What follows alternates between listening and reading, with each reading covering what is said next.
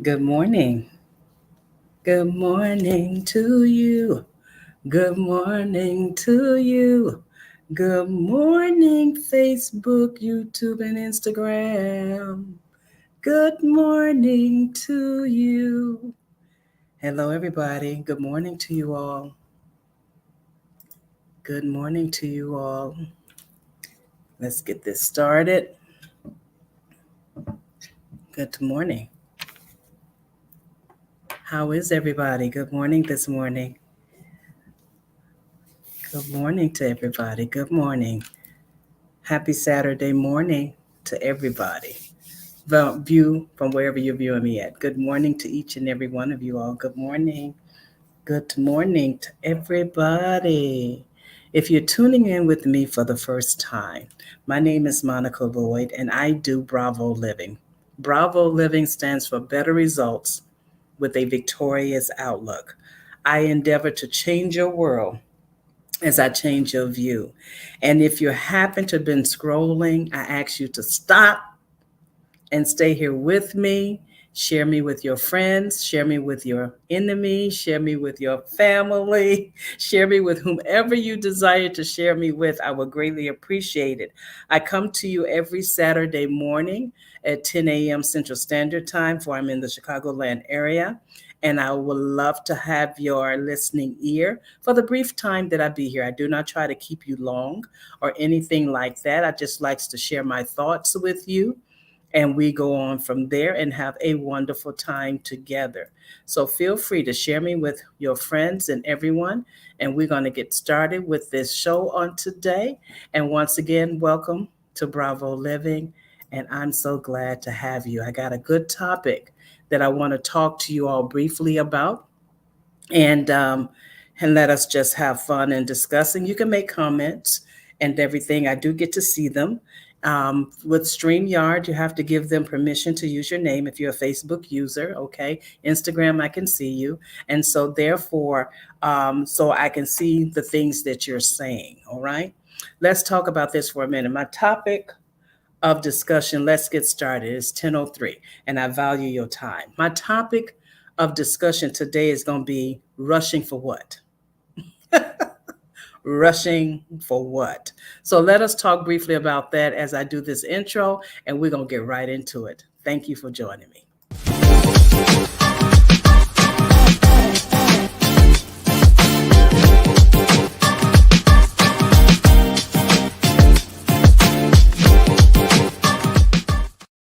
I like that little beat with that intro. I like that little beat with that intro. And so I'll be rocking as I listen to the intro, the 30-second intro for you guys, just the 30-second intro. And so let's get started with this topic of rushing for what is what I want to talk to you all very briefly about. Listen, if you go to my YouTube, no, my Facebook, if you go to my Facebook page under Dr. Monica Lloyd, you will see that I do this 90-minute snippet thought with you all in the mornings, Monday through Friday. That I do these 90-minute snippet thoughts, excuse me for a minute, with you all in the morning. And therefore, just to share my thoughts. And I shared with you all, if you viewed me before, I've shared with you all that um, on my way to work, I seem like when I get in my car, I get to thinking, right? I get to thinking. Thoughts get to flowing. I guess it's my own little office, my office little think tank in the midst of when I get ready to go to work. So on my way to work every morning, I get to thinking about different things. And by the time I get to work and park and get myself situated, I do these little 90-minute snippets with you all. So if you go to my Facebook page, Dr. Monica Lloyd, you're going to see my little snippets that I do on Instagram. Then I transfer over to Facebook so that you all can get to view them and share them and maybe give you some insights on some things, because I'm not perfect. I'm not an expert in anything of that nature, but I like to share my thoughts. Facebook even asks you, what are your thoughts?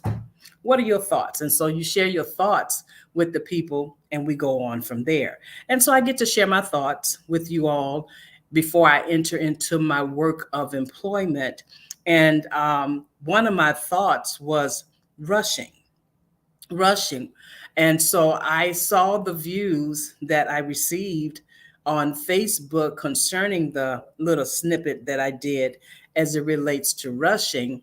And I wanted to elaborate some more about that because I had some more thoughts along with that when I did it. Because, like I said, I don't plan to hold people long with my thoughts. And so they only little snippets, but I wanted to elaborate a little bit more. So if you want to, I titled this one Rushing for What, but in the process, it's like a part two. That's what I'm trying to get to. It's like a part two to my, I'm sorry, they're having a hard time with this. And so it's like my part two, excuse me, it's like my part two to rushing. So listen, rushing for what? Just to bring back to you all remembrance, I was on my way to work. And on my way to work, I have what I like to say a lead foot. I drive fast, y'all. Look, I don't like traffic. Traffic is not my friend. I drive fast. I'm just going to admit it. Okay. You all pray for me because sometimes I do not meet the requirements. I do not meet the requirements of the speed limit. Good morning, Gail. Good morning, Renita. Good morning, Florine. Thank you all for saying good morning to me. At least I know I'm not talking to myself. All right. So I have a lead foot when I drive to work. I don't abide always by the rules of the land. All right. By the rules of the land. And so, therefore, I drive a little fast, right? My husband does, I said before, my husband doesn't like my driving, right? And I definitely, you look at my face, I definitely do not like his driving. I don't like his driving. And so, therefore, because he drives slow, he drives real slow. And he's what you would call the school bus driver. So the school bus driver drives slow and he gets on my nerves. Don't like driving in the car with him, much less trailing him to any place, right? And so I was on my way to work this particular morning. And on my way to work, as I usually do, I rush. I rush. I rush. It's not because I'm running late. No. I rush because I believe I have made it a habit. But we'll talk about that in a minute. So on my way to work, I got behind this particular car. And this car wasn't moving as fast as I desired for it to be moving. It was moving at a speed limit that was required by law. He was moving at a speed limit that is required by law. So he wasn't in the wrong. He was doing what was required by law of 35 or 40 speed zone. So he was doing the speed limit, right?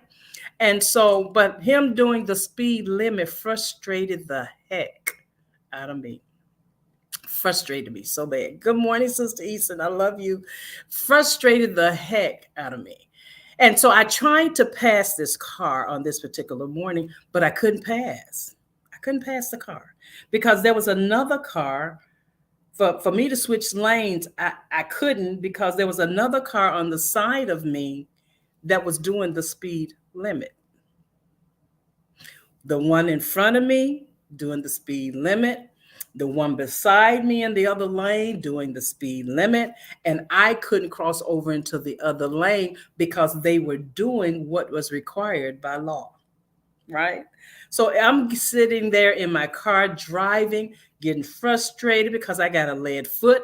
I want to get to my destination. I'm rushing to get there and everything, and I can't cross over because it's already occupied.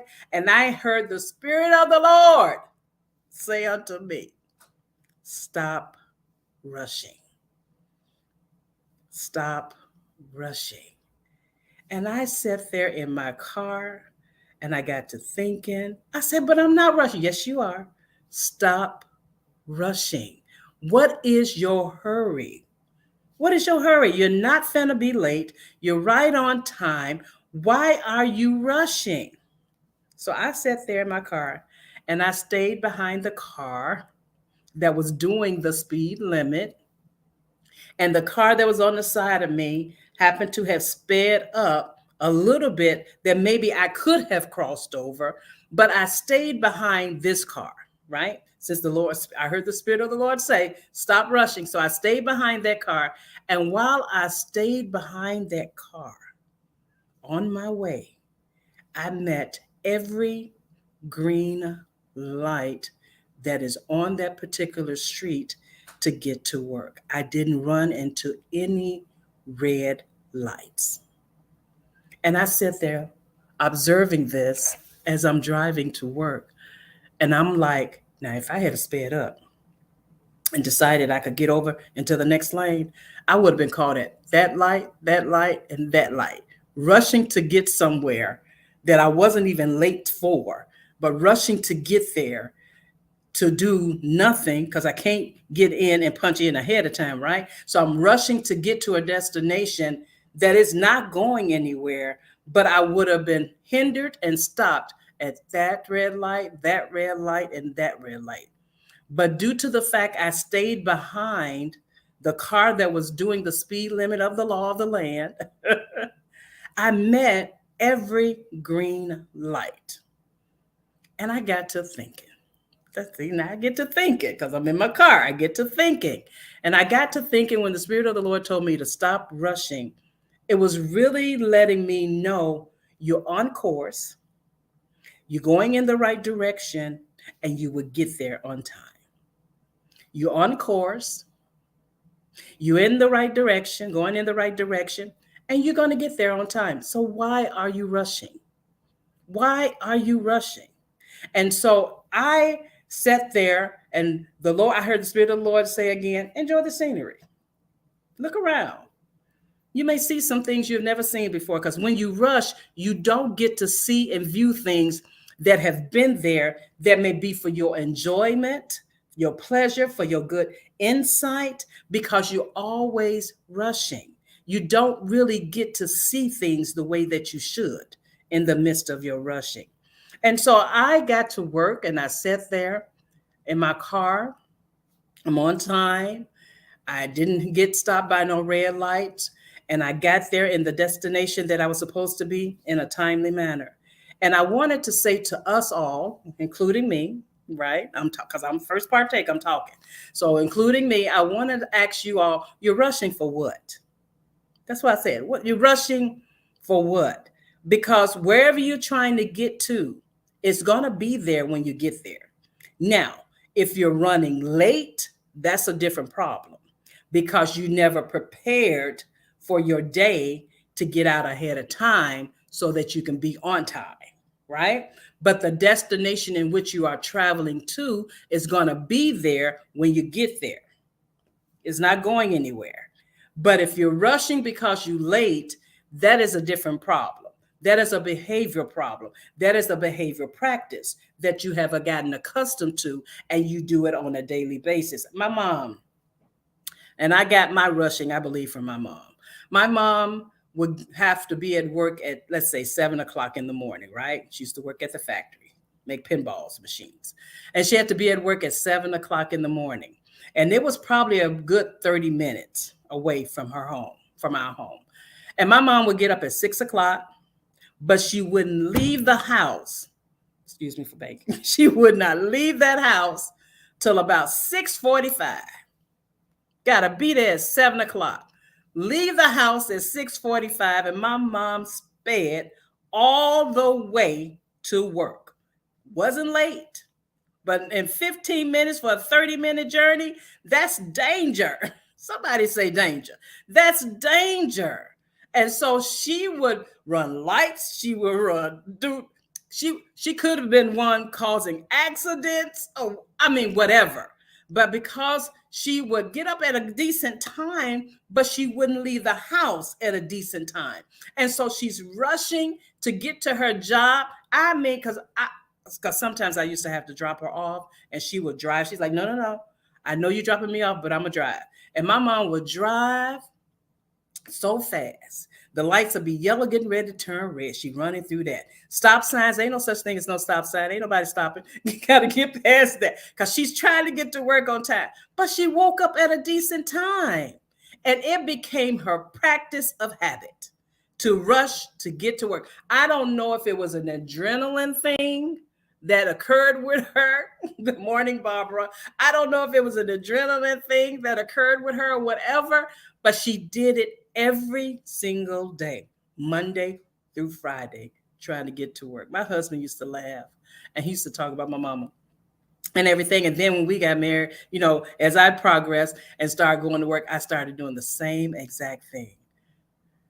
It was a habit. It was a habit that I watched her do, not realizing that I was doing it too until my husband brought it to my attention. You got to be at work at such and such a time. Why do you leave this house so late? And then you speed all the way there. It's a habit. Rushing for what?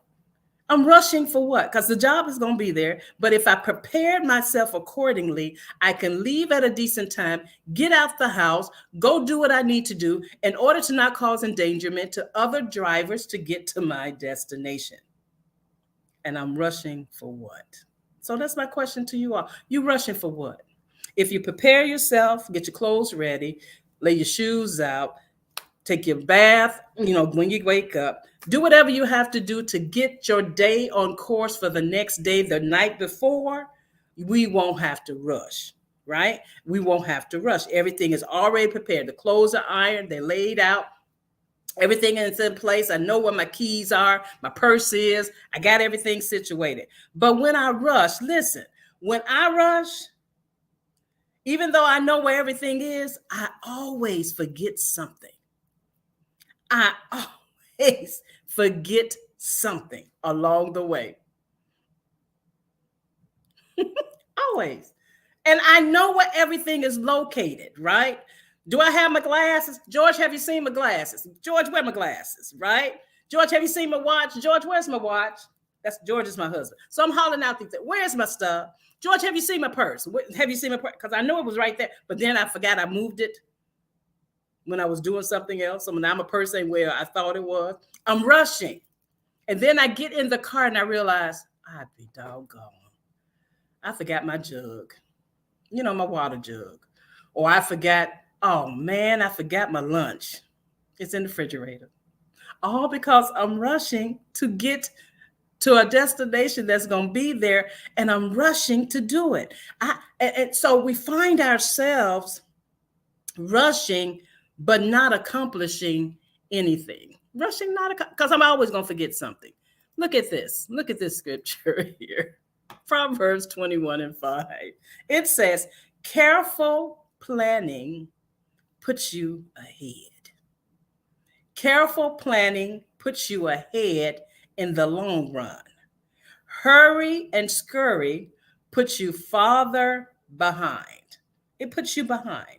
Did you not know? This is Proverbs 21:5. Once again, careful planning puts you ahead in the long run. Hurry and scurry puts you farther behind. Did you not know that when you rush, I'm talking about automobiles now in the car, that the faster you drive, the more gas you waste? Did y'all know that?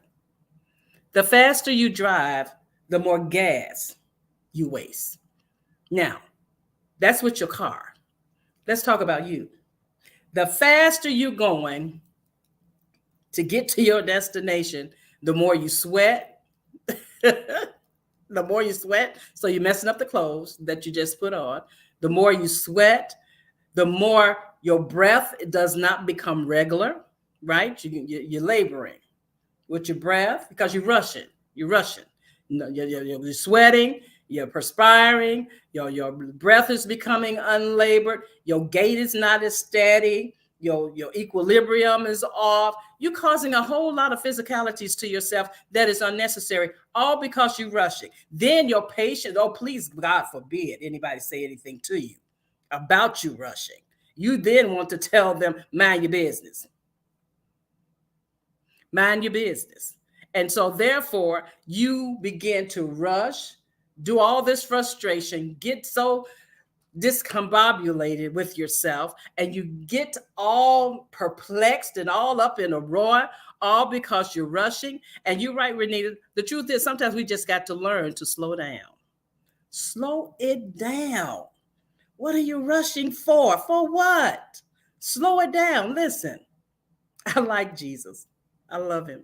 I like him and I love him, right? Jesus over in John 11, Martha and Mary had a brother named Lazarus, and it was Jesus' friend, right?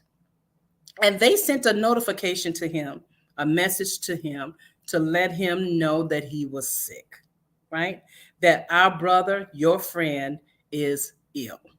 And so usually whenever we get a message like that, we want to rush to the people, rush to the people.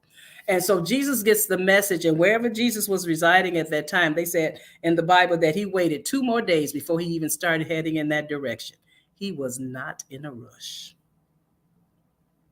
He was not in a rush. Matter of fact, when he got the message and they was talking about him being ill, Jesus even said, this sickness is not unto death, but for the glory of the Lord. And so therefore, Jesus continued to do what he was doing in the city that he was in. And he waited 2 days before he started traveling in that direction.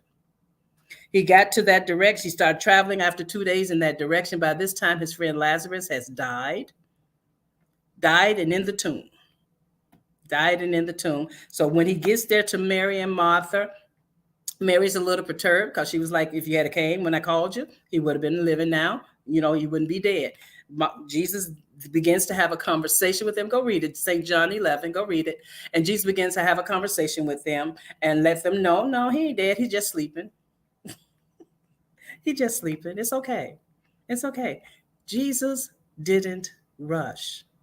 Now, I know you may say, Monica, back in that culture, they didn't have airplanes, cars, and trains. They didn't have all that like we got now, right? And so the only method of transportation that Jesus had back then was his feet. He had to walk to his destinations. And sometimes he took a boat, right? Most of his travels was his feet and sometimes a boat. But he took his time. He took his time. They took their time back then to do and accomplish whatever they had to do, and they planned it out. They took their time. And so in a season and in a society in which we reside, everything is fast. Microwave, fast. Trying to get to your places of destination, fast. Sometimes you're trying to think you're rushing God to get to your destinations, fast. Everything is in such a hurry. We even don't have time for ourselves, much less our family, because we rush in to do other activities. Fast. Rushing for what? We got to learn to slow down. Listen, I bought me an air fryer. Fast. Bought me an air fryer to cook some food fast. Don't have the time to always sit over a stove. Watch this stuff cook, tend to it the way that I desire to. Got an air fryer, did some chicken in that air fryer, was the best thing I ever did, and it was ready in 15 minutes. Fast. Rushing for what? Now, don't get me wrong, I love my air fryer now, y'all. It ain't going nowhere. I got it, okay? But rushing for what? I want you all to sit down and think, why am I rushing so? What am I being anxious about? What am I being anxious about? What am I rushing to do? What will it accomplish for me to make it there in the manner in which I'm trying to get there? And it causes my blood pressure to go up. I wind up getting a headache. Things ain't working well with my body, all because I rushed to get there. And then when you get there, you can't enjoy yourself. Why? You're rushing for what? And that's my question for you. I want you all to think about that. We got to learn to slow down. Sometimes people rush because they feel like they are inadequate in other areas, and they always like for people to think that they're busy. That's not good either. It doesn't matter what other people think. You just do what you need to do in a timely manner. My husband, whom I love, don't rush for nothing. You know why? He prepares and plans very well for his day. If we have to be somewhere at 10 o'clock, my husband is up and dressed at 8:30. Drives me crazy. Up and dressed at 8:30. Don't have to be at the place till 10. May take us 30 minutes to get there, but he's up, bathed, dressed, shaving, smelling good, looking good by 8:30. And he will sit there and wait till it's time to go. And he'll get on my nerves by saying, I know you, Monica. You need to start moving around now. I know you, Monica. You need to start moving around now. I still takes my time. I take my time. Because in my head, it's a habit of rushing. In my head, it's only going to take me 15 minutes to get this together. All I have to do is take 15 minutes. Don't be talking about me. It's 8:30. We don't have to be there to 10. Why are you talking to me now? So I got time, right? I got time. So leave me alone. I'm gonna get there. I'm gonna get myself together. So you just sit there with your handsome self. It's 8:30. You dressed way ahead of time. I'm gonna be okay. Time is ticking. Well, now he ready. I'm not. I'm being transparent. Time is ticking. And as time is ticking, the time away, next thing I know, I look at the clock.